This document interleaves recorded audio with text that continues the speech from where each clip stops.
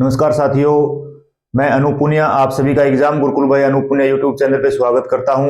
जैसा कि आपको पता है हम पॉलिटी पढ़ रहे हैं और पॉलिटी में हम फंडामेंटल राइट्स यानी मौलिक अधिकार का टॉपिक पढ़ रहे हैं। मौलिक अधिकार में हम 5 प्रकार के मौलिक अधिकार पढ़ चुके हैं। आज हम पढ़ेंगे जो छठा मौलिक अधिकार है, 6th फंडामेंटल राइट है, उसके बारे में पढ़ेंगे। तो कौन सा है छठा मौलिक अधिकार? छठा मौलिक अधिकार है right to constitutional remedies. Right to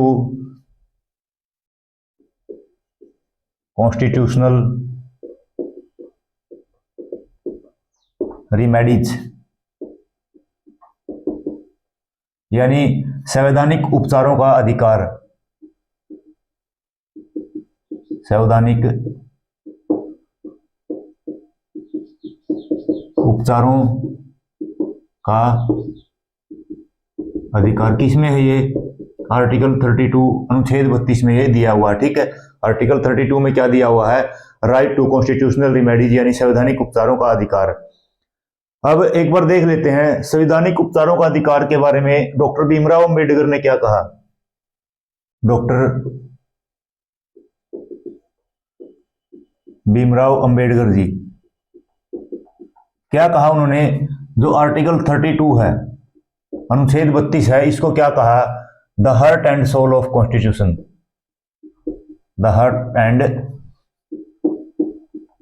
soul of constitution यानी संविधान का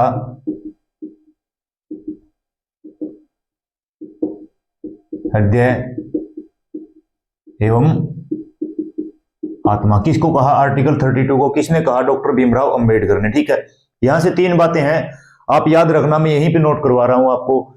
अगर सीधा ये पूछ लिया जाए कि द साउल ऑफ कॉन्स्टिट्यूशन किसको कहा जाता है? साउल ऑफ कॉन्स्टिट्यूशन यानी संविधान की आत्मा किसको कहा जाता है? संविधान की आत्मा तो कहेंगे प्रियम्बल यानी प्रस्तावना को। प्रियम्बल यानी प्रस्तावना। ठीक है, यानी अगर अकेला ये आ जाए सोल ऑफ द कॉन्स्टिट्यूशन यानी संविधान की आत्मा किसे कहा जाए, तो ऑप्शन में किसको टिक करना है? प्रस्तावना को। लेकिन ये बोल दे according to doctor Bhimrao Ambedkar किसको कहा है the heart and the soul of the constitution, तब किसको बोलेंगे? आर्टिकल 32 को। ठीक है, उसके बाद ठाकुरदास भार्गव के अनुसार, ठाकुरदास भार्गव इनके अनुसार भी सोल ऑफ कॉन्स्टिट्यूशन किसको कहा है? द सोल ऑफ कॉन्स्टिट्यूशन यानी संविधान की आत्मा। संविधान की आत्मा ये भी किसको कहा है? प्रियम्बल को। ठीक है, यानी प्रस्तावना को। अब देखो यहां से 3 चीजें हैं। डॉक्टर भीमराव अंबेडकर के अनुसार आर्टिकल 32 को, अनुच्छेद 32 को संविधान की हृदय और आत्मा कहा है। अगर सीधा आ जाए तो संविधान की आत्मा, तो प्रस्तावना को ठाकुरदास भार्गव के अनुसार आ जाए तो भी किसको कहेंगे? संविधान की आत्मा, प्रस्तावना को कहेंगे। ठीक है, ये फैक्ट थे, आप याद रखना इनको। उसके बाद देखते हैं ऐसा क्या दिया हुआ आर्टिकल 32 में जिसके बारे में जो हमारे संविधान के निर्माता थे डॉक्टर भीमराव अंबेडकर जी, उन्होंने उसको संविधान की हृदय और आत्मा बता दिया, the heart and the soul of the constitution बताया। तो ऐसा क्या दिया हुआ है आर्टिकल 32 में, ये देखते हैं। अब हम इसमें 4 क्लॉज हैं, अलग अलग पढ़ते हैं सभी को और देखते हैं इसमें क्या दिया हुआ है। सबसे पहले है आर्टिकल 32 क्लॉज 1। आर्टिकल 32 क्लॉज 1 में क्या दिया हुआ है? Right to move supreme court for the enforcement of fundamental rights. ठीक है, FR लिखा मैंने, फंडामेंटल राइट्स यानी मौलिक अधिकार। ठीक है, क्या है? ये है जो right to move supreme court for the enforcement of fundamental rights यानी फंडामेंटल राइट्स मौलिक अधिकारों के अतिक्रमण पर, अतिक्रमण यानी वॉयलेशन पर, अगर उल्लंघन होता है मौलिक अधिकारों का के अतिक्रमण पर, ठीक है, सीधे कहां पे, अतिक्रमण पर उनके प्रवर्तन के लिए, प्रवर्तन मैंने होता लागू करवाने के, उनके परिवर्तन के लिए सीधे सुप्रीम कोर्ट, एससी लिख रहा हूं, जाने का अधिकार। ठीक है, एससी मतलब सुप्रीम कोर्ट। यानी आर्टिकल 32 क्लोज 1 में पहली बात तो क्या कही, अगर आपके कोई भी फंडामेंटल राइट्स, किसी भी मौलिक अधिकार का उल्लंघन होता है, अतिक्रमण होता है, वायोलेशन होता है, तो आप सीधे कहां जा सकते हो, आप सीधे जा सकते हो सुप्रीम कोर्ट। ये था आर्टिकल 32। नीचे लिख लेना, आर्टिकल 226 के तहत आप कहां भी जा सकते हो, आप हाई कोर्ट भी जा सकते हो अपने फंडामेंटल राइट्स को लागू करवाने के लिए। ठीक है, आर्टिकल 32 में कहां जा सकते हो, सुप्रीम कोर्ट में, और आर्टिकल 226 में कहां जा सकते हो, हाई कोर्ट में जा सकते हो। ठीक है, उसके बाद आर्टिकल 32 क्लोज 2, अगर आप सुप्रीम कोर्ट जाओगे तो सुप्रीम कोर्ट क्या करेगा, सुप्रीम कोर्ट जो फंडामेंटल राइट्स, मौलिक अधिकारों को लागू करवाने के लिए क्या करेगा, तो क्या है, सुप्रीम कोर्ट पूरा ही लिख देता हूं, फिर मैं कभी कंफ्यूज हो जाओ आप। Supreme court shall have the right to issue orders, direction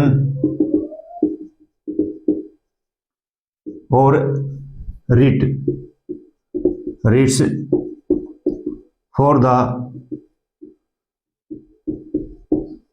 enforcement of fundamental rights, यानी मौलिक अधिकार। क्या है, मौलिक अधिकारों के परिवर्तन के लिए, FR लिख देता हूं मैं यहां पे, FR मौलिक अधिकारों के परिवर्तन मतलब लागू करवाने के लिए, मौलिक अधिकारों के परिवर्तन के लिए सुप्रीम कोर्ट SC क्या कर सकता है, कोई आदेश जारी कर सकता है, आदेश, डायरेक्शन मतलब निर्देश जारी कर सकता है, और रिट मतलब, रिट बोलते हैं जिसको, रिट जारी कर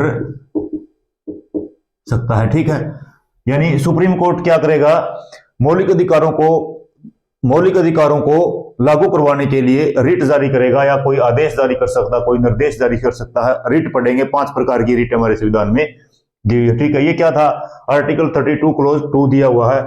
आर्टिकल 32 क्लोज 1 में क्या दिया हुआ है, किसी भी व्यक्ति को मौलिक अधिकारों का उल्लंघन होने पर सीधा सुप्रीम कोर्ट जाने का अधिकार है। आर्टिकल 32 क्लोज 2 में 1 में सुप्रीम कोर्ट जाने का अधिकार है।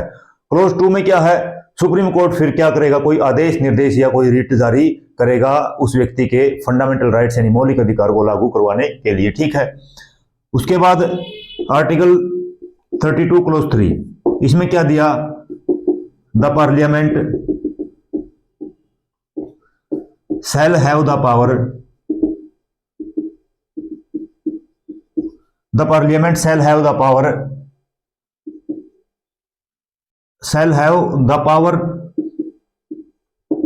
to, the parliament shall have, नहीं ऐसे लिख लेते हैं इसको, parliament can provide power to other court for the issue of writ, यानी क्या है, संसद किसी अन्य न्यायालय को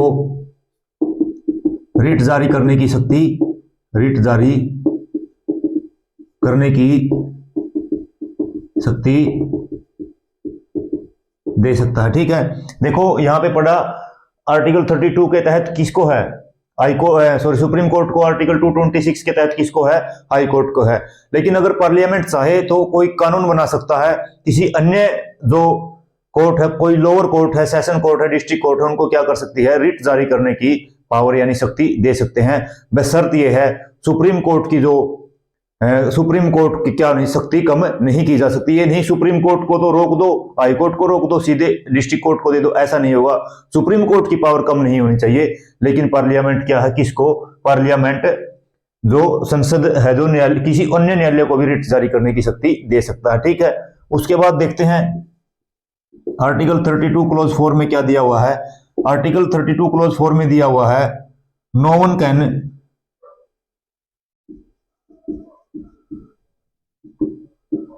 suspend the right to move supreme court, ऐसे लिख रहा हूं, right to move supreme court otherwise except the laws in constitution. ठीक है, यानी क्या है, कोई भी व्यक्ति, मतलब कोई भी किसी व्यक्ति के सुप्रीम कोर्ट जाने का जो अधिकार है उसको नहीं छीन सकता, बस किसको छोड़ के, संविधान में जो विधि लिखी हुई है उसको छोड़ के। ठीक है, यानी क्या है,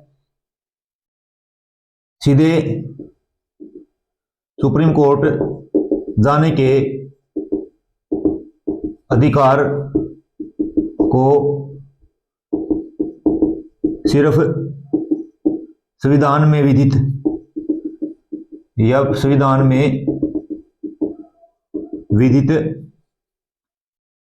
प्रक्रिया द्वारा, संविधान में विधित प्रक्रिया द्वारा ही निलंबन किया जा सकता है, निलंबन किया जा सकता है। ठीक है, तो ये था आर्टिकल 32 क्लोज 4। एक बार चारों को एक साथ देखते हैं। आर्टिकल 32 क्लोज 1 में क्या दिया हुआ है, कोई भी व्यक्ति सीधा सुप्रीम कोर्ट जा सकता है अगर उसके मौलिक अधिकारों का उल्लंघन होता है। आर्टिकल 32 क्लोज 2 में क्या दिया हुआ है, अगर कोई व्यक्ति सुप्रीम कोर्ट चला जाता है तो सुप्रीम कोर्ट कोई ऑर्डर यानी आदेश, निर्देश या कोई रिट जारी कर सकता है आर्टिकल 32 के तहत, और आर्टिकल 226 यानी 226 के तहत हाई कोर्ट जारी कर सकता है। ठीक है, तीसरा क्या दिया, फिर तीसरा क्लोज में ये दिया, जो पार्लियामेंट है, जो संसद है, सुप्रीम कोर्ट और हाई कोर्ट के छोड़ के किसी अन्य कोर्ट को भी क्या कर सकती है, रिट जारी करने की शक्ति दे सकती है। बस शर्त वहां पे ये है, सुप्रीम कोर्ट और हाई कोर्ट की पावर कम नहीं होनी चाहिए। और क्लोज 4 में क्या दिया हुआ है, किसी भी व्यक्ति को सुप्रीम कोर्ट जाने का जो अधिकार है उस अधिकार को निलंबित नहीं किया जा सकता जब तक वो संविधान में न हो या संविधान में विधित प्रक्रिया से ही उसके जो सुप्रीम कोर्ट जाने का क्या है, सुप्रीम कोर्ट जाने का अधिकार को निलंबित किया जा सकता है। ये किस में लिखा, आर्टिकल 32 क्लोज 4 में लिखा। ठीक है, अब देखते हैं रिट के बारे में। ये थे आर्टिकल 32, अनुच्छेद 32 था ये। अब रिट के बारे में देखते हैं, रिट में क्या दिया हुआ है, रिट के बारे में देखते हैं, रिट में क्या दिया हुआ है। हमारे संविधान में आर्टिकल 32 में 5 प्रकार की रिट दी हुई है, 5 प्रकार की रिटें जारी कर सकता है सुप्रीम कोर्ट और हाई कोर्ट। कौन सी है देखते हैं। ठीक है, एक बार ये देख लेते हैं जो आर्टिकल 32 क्लोज 4, चलो वो तो उसमें देख लेंगे जब हम पढ़ेंगे, टॉपिक इमरजेंसी का पढ़ेंगे उसमें देख लेंगे। ठीक है, वो रिलेटेड था सस्पेंशन ऑफ फंडामेंटल राइट से, वो पहले भी हमने देखा है एक बार। तो रिट्स देख लेते हैं कौन सी है रिट्स, या जिसको हम रिट बोलते हैं हिंदी में। ठीक है, क्या क्या है। पहली है हमारी हैबियस कॉर्पस, यानी जिसको हम बोलते हैं बंदी प्रत्यक्षीकरण, बंदी प्रत्यक्षीकरण। ठीक है, दूसरा है मैंडेमस, मैंडेमस यानी मैंडेमस का मतलब होता परमादेश, आदेश से बना हुआ है ये परमादेश। ठीक है, तीसरा है प्रोहिबिशन, प्रोहिबिशन का मतलब होता है प्रतिषेध, रोकना। ठीक है, चौथा है सर्स्योरी यानी उत्प्रेषण, मतलब इन्फॉर्म करना, सर्टिफाई करना किसी चीज को। और पांचवा है क्यू वारंटो यानी अधिकार पर्चा, अधिकार पर्चा, क्यू वारंटो। ठीक है, 5 प्रकार की हमारे जो आर्टिकल 32 के तहत सुप्रीम कोर्ट या हाई कोर्ट रिट जारी कर सकते हैं। ठीक है, अब देखते हैं ये क्या है, यहां से देखते हैं जो सुप्रीम कोर्ट है ये रिट आर्टिकल 32 के तहत जारी करता है, अनुच्छेद 32 के तहत जारी करता है। ठीक है, सुप्रीम कोर्ट सिर्फ और सिर्फ ओनली फॉर फंडामेंटल राइट्स, सिर्फ और सिर्फ मौलिक अधिकारों के उल्लंघन पर ही सुप्रीम कोर्ट सिर्फ मौलिक अधिकारों के ही उल्लंघन पर ही जो रिट जारी करता है अनुच्छेद 32 के तहत। ठीक है, नीचे देखते हैं एक बार और, जो हाई कोर्ट है आर्टिकल 226 के तहत 226 के तहत रिट जारी करता है। ठीक है, ये क्वेश्चन पूछे जाते हैं, जो सुप्रीम कोर्ट है किस अनुच्छेद के तहत रिट जारी करता है? 32 के तहत, हाई कोर्ट 226 के तहत। ये तो सिर्फ फंडामेंटल राइट्स के लिए, ये क्या है? फॉर फंडामेंटल राइट्स एंड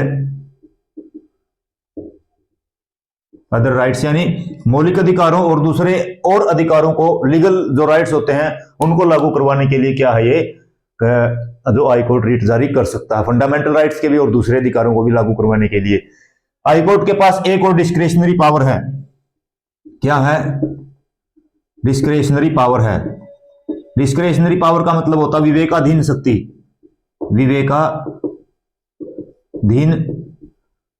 विवेकाधीन का मतलब होता है अगर हाई कोर्ट का मन करता है तो करेगा।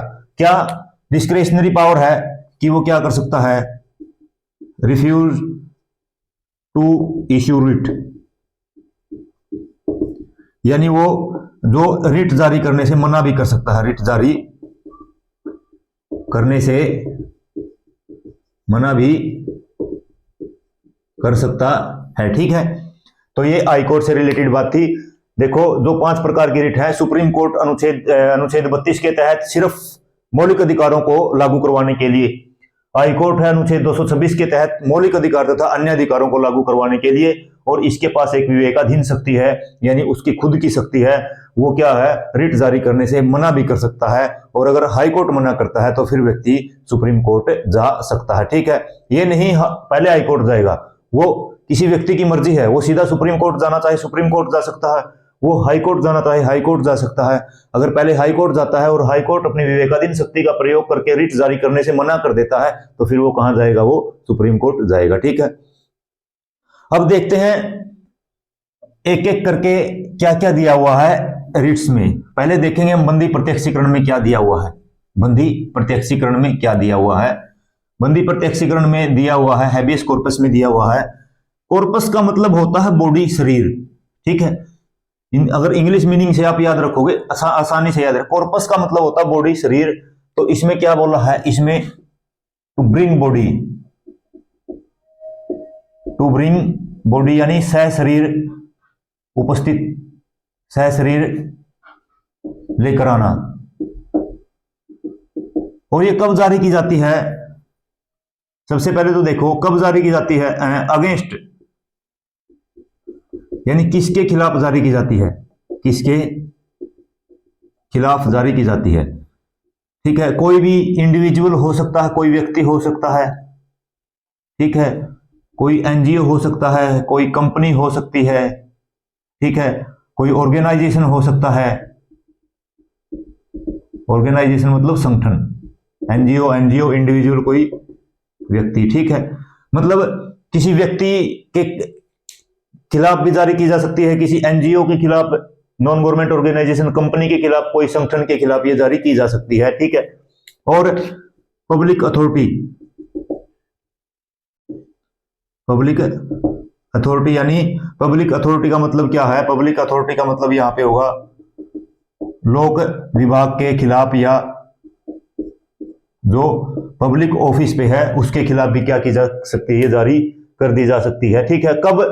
अब देखो इनके खिलाफ जारी की जाएगी, कब जारी की जाएगी? वहन इशू, वहन इशू यानी कब जारी की जाएगी? कब? देखो सहशरीर लेके आना, किसको लेके आएंगे? कोई व्यक्ति को अवैध रूप से क्या किया हो? बंधक बनाया हो। सबसे पहले तो अगर इलीगल डिटेंशन है, इलीगल डिटेंशन यानी अवैध बंधक बनाया हो। ठीक है, दूसरा क्या है? कोई व्यक्ति गिरफ्तार किया था और वो 24 घंटे तक मजिस्ट्रेट के सामने पेश न किया जाए, यानी a person, if a person shall not be produced before magistrate within 24 hours, ठीक है। यानी गिरफ्तार व्यक्ति को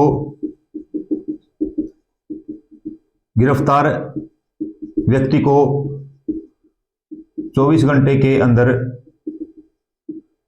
मजिस्ट्रेट के समक्ष प्रस्तुत न किया हो, ठीक है।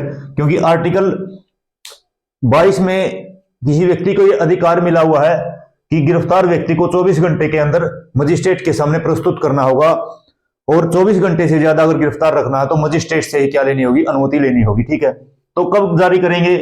जो हैबियस कॉर्पस है, इलीगल डिटेंशन, किसी को अवैध रूप से बंधक बनाया, बंधक कोई व्यक्ति भी बना सकता है, बंधक कोई अथॉरिटी भी, गवर्नमेंट अथॉरिटी बना सकती है। और ये देखो, कोई व्यक्ति है अगर 24 घंटे के अंदर मजिस्ट्रेट के सामने प्रस्तुत नहीं किया हो, गिरफ्तार व्यक्ति, ठीक है, ये था। अब कब जारी नहीं कर सकते इसको? नोट इश्यूड, कब नहीं, ठीक है, कब नहीं जारी करेंगे? देखो, सबसे पहले तो अगर डिटेंशन है जो लीगल है, लीगल डिटेंशन है, यानी वैध क्या है, बंधक बनाया है, ठीक है। मतलब संविधान में जो प्रक्रिया है उसके अनुरूप क्या किया है, किसी व्यक्ति को डिटेन किया है। दूसरा क्या है, लीगल डिटेंशन है, और लीगल डिटेंशन हो गया। एक मिनट देख लेता हूं मैं, माइंड से स्लिप हो जाता है कई बार।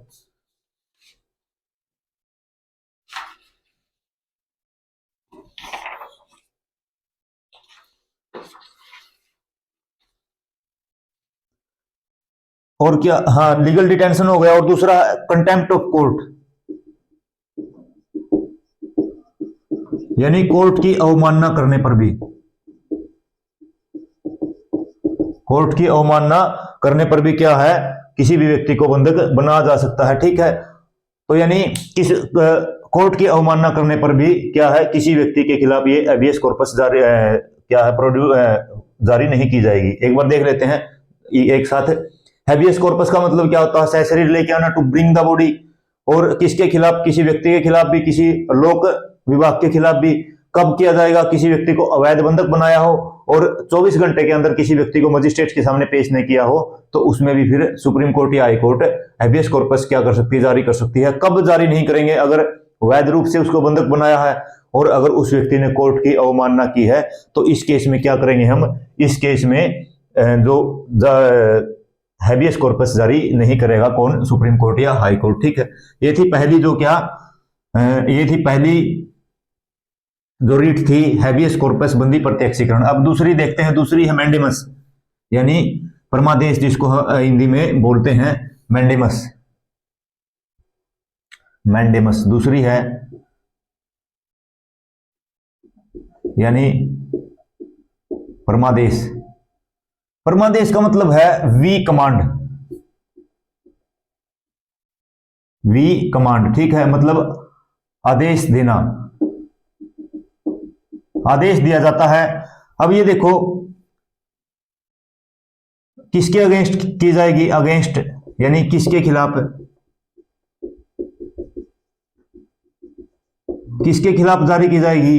एक तो जारी की जाएगी किसी भी पब्लिक ऑफिशियल के खिलाफ या पब्लिक अथॉरिटी के खिलाफ, यानी क्या है, लोक पद पर अगर कोई व्यक्ति है, ठीक है, लोक पद पर अगर कोई व्यक्ति है। और दूसरा क्या है, जो लोअर कोर्ट है, इंफीरियर कोर्ट्स हैं, इंफीरियर कोर्ट्स यानी कनिष्ठ न्यायालय है, जो कनिष्ठ न्यायालय है जो, ठीक है। यानी किसके खिलाफ? एक तो जो लोक पद है और दूसरा इंफीरियर कोर्ट्स है, क्या है, कोई कनिष्ठ न्यायालय है, उसके खिलाफ क्या की जाएगी? ये जारी की जाएगी, ठीक है। अब देखो कब जारी की जाएगी? व्हेन इश्यूड, कब जारी की जाएगी? कब जारी की जाएगी? एक मिनट रुकना।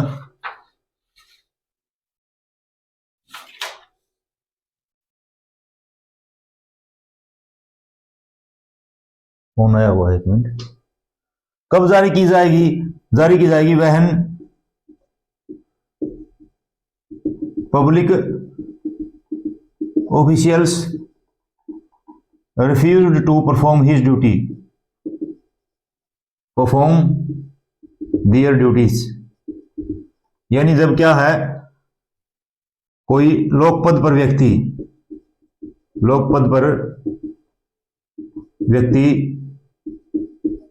अपने कर्तव्य को करने से मना कर दे, यानी कोई अपनी ड्यूटी करने से मना कर दे तो उसको सुप्रीम कोर्ट या हाई कोर्ट जो मैंडेमस है यानी परमादेश रिट जारी करके बोलेगा कि आपको ये करना होगा, जिससे इस व्यक्ति के मौलिक अधिकार है का हनन न हो। ठीक है। और कब जारी की जाएगी ये? किसी भी जो पब्लिक ऑफिशियल जब अपनी ड्यूटी को परफॉर्म करने से मना कर दे। नोट इश्यूड कब जारी नहीं की जाएगी? ये कब जारी नहीं की जाएगी? एक तो अगेंस्ट इंडिविजुअल, यानी इंडिविजुअल के खिलाफ नहीं, इंडिविजुअल के खिलाफ नहीं, एनजीओ के खिलाफ नहीं, कोई कंपनी के खिलाफ नहीं, जिसको लीगल पर्सन बोलते हैं। अगर किसी भी व्यक्ति को आप ये नहीं बोल सकते कि मैं सुप्रीम कोर्ट से जो मैंडेमस रिट जारी करवाऊंगा और आपको ये काम करना होगा, नहीं।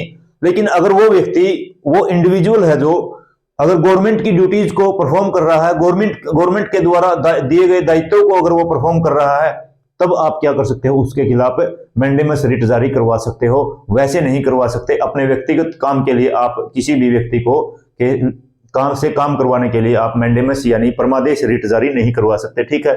और क्या है, इंडिविजुअल, एनजीओ और कंपनी के खिलाफ आप क्या नहीं करवा सकते? आप रिट जारी नहीं करवा सकते। ठीक है। उसके बाद अगर कोई व्यक्ति है इनफोर्स डिपार्टमेंटली इंस्ट्रक्शन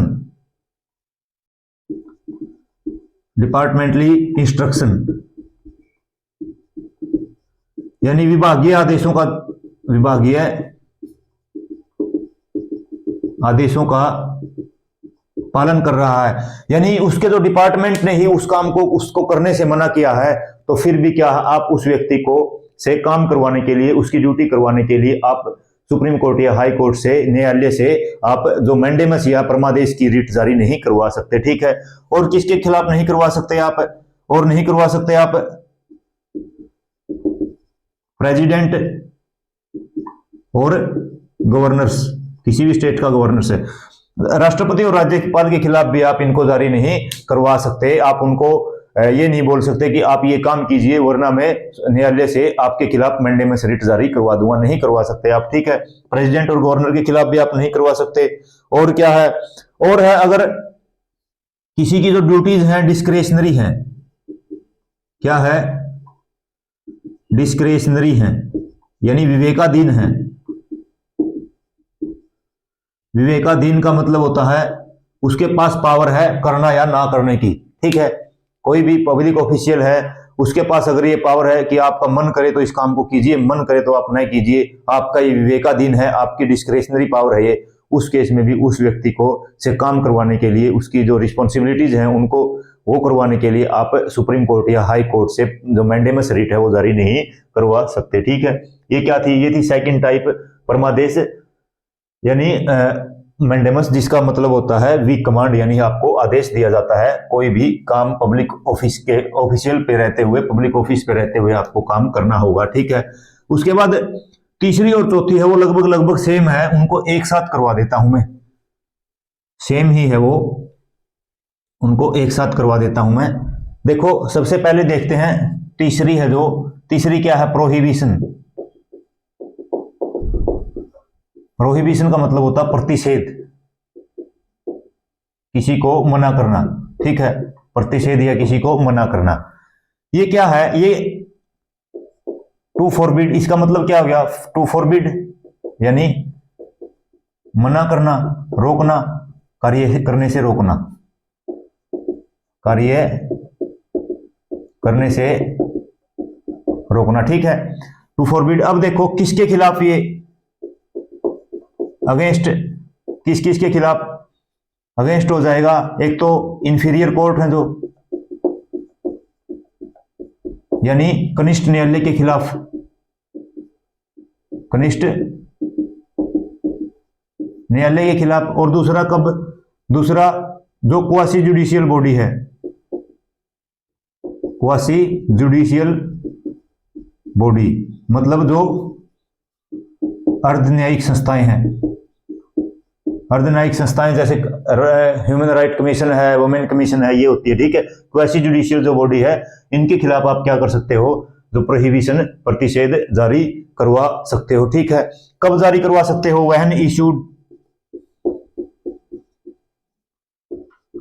कब जारी होगी। एक तो अगर वो न्यायालय है वो या कोई भी अर्ध न्यायिक संस्था है, वो क्या है, वो जो डिसीजन है अपने जो अधिकार क्षेत्र से बाहर है, वह क्या है, डिसीजन इज आउटसाइड या violation of jurisdiction, violation of jurisdiction, यानी अगर अधिकार क्षेत्र का उल्लंघन करता है, अधिकार क्षेत्र का उल्लंघन करता है, यानी कोई भी केरला हाई कोर्ट है, अगर वो राजस्थान के जो अधिकार, राजस्थान हाई कोर्ट के जो अधिकार क्षेत्र में है, उस मैटर में अगर वो डिसीजन देगा तो उसके खिलाफ फिर क्या है, सुप्रीम कोर्ट रिट जारी कर सकता है कि आपको ऐसा करने से प्रोहिबिट किया जाता है, आपको रोका जाता है, ठीक है। और दूसरा क्या है, कब जारी किया जाएगा, जब क्या है, द केस इज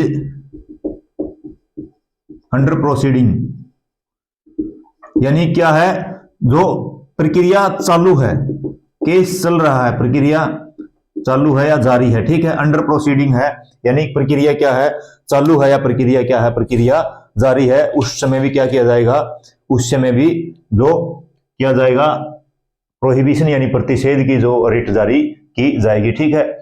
अब देखो इसका मतलब क्या है, ये रोकती है भाई, रोकती है किसी भी जो इंफीरियर कोर्ट है या कोई भी क्वासी जुडिशियल बॉडी है, उसको काम करने से रोकती है। कब, जब वो अपने अधिकार क्षेत्र से बाहर बाहर चली जाए। इसका मतलब ये क्या है, ये प्रिवेंटिव इन नेचर है। प्रिवेंटिव का मतलब होता है नेचर, यानी प्रकृति कैसी है, रोकने वाली इसकी प्रकृति है, ठीक है। तो जो प्रोहिबिशन क्या है, प्रोहिबिशन है प्रिवेंटिव इन नेचर, ठीक है। अब देखते हैं जो चौथी है, फोर्थ है सर्स्योररी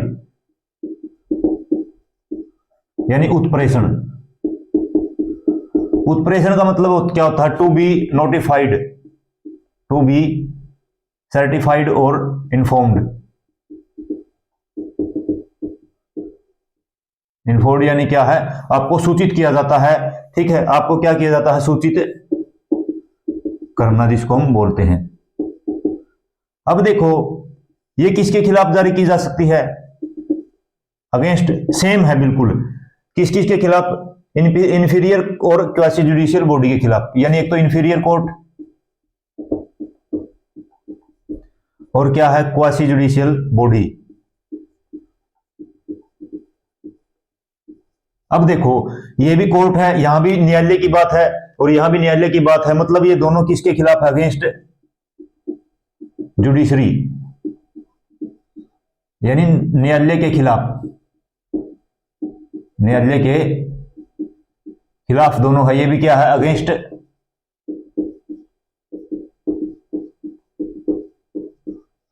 जुडिशरी, ये भी न्यायालय के खिलाफ है। तो देखो यहां तक तो दोनों में समानता है, किसके खिलाफ, ये भी और ये भी किसके खिलाफ, दोनों इंफीरियर कोर्ट यानी कनिष्ठ न्यायालय और quasi judicial body, quasi judicial body यानी अर्ध न्यायिक जो संस्थाएं हैं उनके खिलाफ, ठीक है। उसके बाद वहन इशूड, वहन इशूड कब जारी की जाएगी, कब जारी की जाएगी, पहला तो यही है, अगर वॉयलेशन ऑफ ज्यूरिसडिक्शन है, वॉयलेशन ऑफ ज्यूरिसडिक्शन क्या है, यानी अधिकार क्षेत्र का उल्लंघन, अधिकार क्षेत्र का उल्लंघन अगर करते हैं। और दूसरा क्या है, दूसरा है यहां पे तो जो केस था अंडर प्रोसीडिंग था, यहां पे क्या है, the case, the proceeding is completed, proceeding is completed यानी केस की सुनवाई हो चुकी है, केस पर फैसला आ चुका है। हो चुका है। ठीक है, देखो डिफरेंस देखो दोनों में, सिर्फ यहां पे डिफरेंस है कि यह तो जो प्रोहिबिशन प्रतिषेध है वो तो कब जारी की जाती है, जब केस की सुनवाई हो रही, the case is under proceeding. ठीक है, और जो सरसरी है यानी उत्प्रेषण है वो जब क्या है, जब जो फैसला सुनाया जा चुका है और फिर सुप्रीम कोर्ट या हाई कोर्ट रिट जारी करती है और वो क्या करते हैं, वो ओवरटर्न द डिसीजन, जो पहले फैसला है उसको बदलते हैं, यानी फैसले को बदलना। ठीक है, फैसले को क्या बदलना। ठीक है, ये थी क्या प्रोहिबिशन और सरसरी रिट यानी उत्प्रेषण और परमादेश और प्रतिषेध रिट थी। ठीक है, अब पांचवी बाकी है। पांचवी कौन सी है? पांचवी है क्यू वारंटो, अधिकार परीक्षा, यानी किसी से पूछना कि आपको क्या अधिकार है, किसने अधिकार दिया।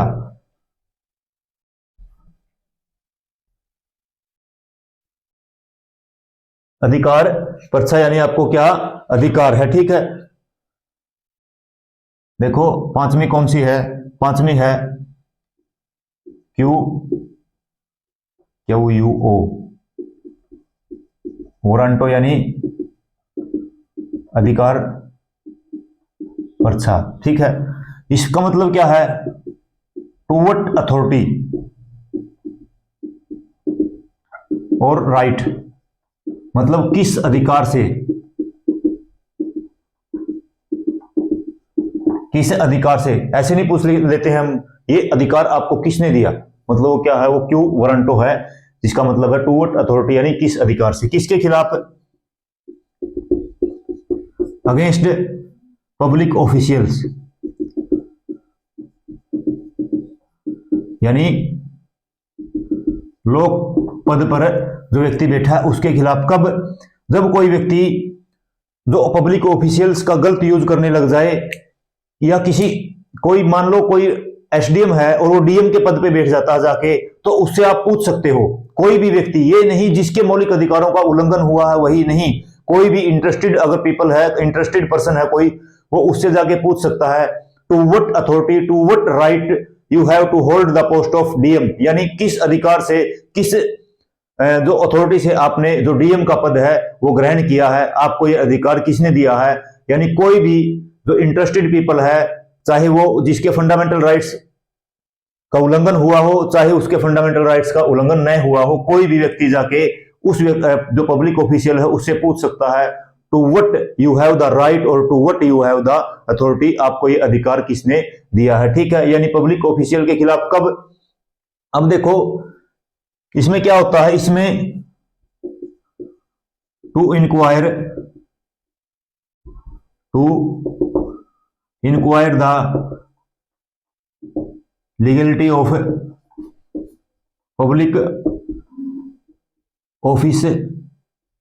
पब्लिक ऑफिस क्लेम, यानी जो लोक पद का दावा है उसके क्या करता है, वैधता की जांच करता है। लोक पद के दावे की वैधता की जांच ये करता है। ठीक है, यानी क्यू वारंटो में अधिकार परीक्षा है, किसी से आप कोई भी व्यक्ति पूछ सकता है, ये नहीं कि उसके मौलिक अधिकार का अगर उल्लंघन हुआ हो तभी पूछेगा, नहीं, कोई भी व्यक्ति जाके पूछ सकता है। आप अगर एक पटवारी हो, आप अगर कोई अन्य पद पे हो और आपने कोई दूसरी हायर अथॉरिटी, हायर ऑफिशियल आपने होल्ड किया है, आपको क्या अधिकार है, किसने ये अधिकार दिया है, तो ये किसके अकॉर्डिंग पूछ सकते हो? ये जो सुप्रीम कोर्ट से आप रिट जारी करवा सकते हो, क्यू वारंटो की, हाई कोर्ट से आप रिट जारी करवा सकते हो, अधिकार परीक्षा की, उसके तहत आप पूछ सकते हो। ठीक है, अब देखो ये क्या करता है, ये जो क्यू वारंटो है ये प्रिवेंट करता है यानी रोकता है यूजरप्शन ऑफ, यूजरप्शन मैंने होता है हड़पना, usurpation of illegally public office, usurpation of illegal public official, public offices, यानी जो अवैध तरीके से लोक पद का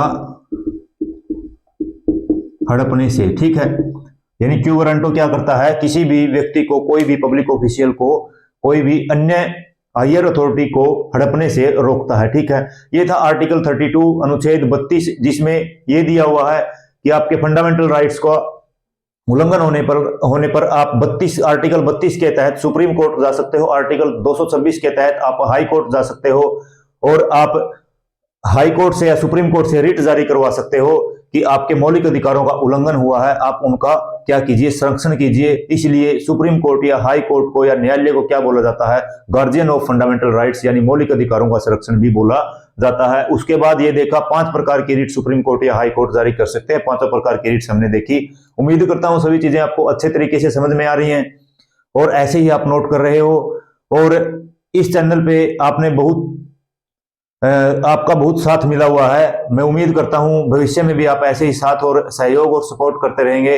आप समर्थन करते रहिए इस चैनल का। अगर आप हमारे चैनल पे पहली बार जुड़े हो तो आप चैनल को सब्सक्राइब जरूर कीजिए, लाइक कीजिए, वीडियो को शेयर कीजिए और कमेंट में बताइए जो आर्टिकल 32 की जो क्लास है, जो छठा मौलिक अधिकार है, राइट टू कॉन्स्टिट्यूशनल रेमेडीज यानी संवैधानिक उपचारों का अधिकार है, उसकी जो क्लास आपको कैसी लगी। आपका इस चैनल से जुड़ने के लिए एक बार फिर से धन्यवाद, बहुत बहुत धन्यवाद। Thank you. जय हिंद, जय भारत।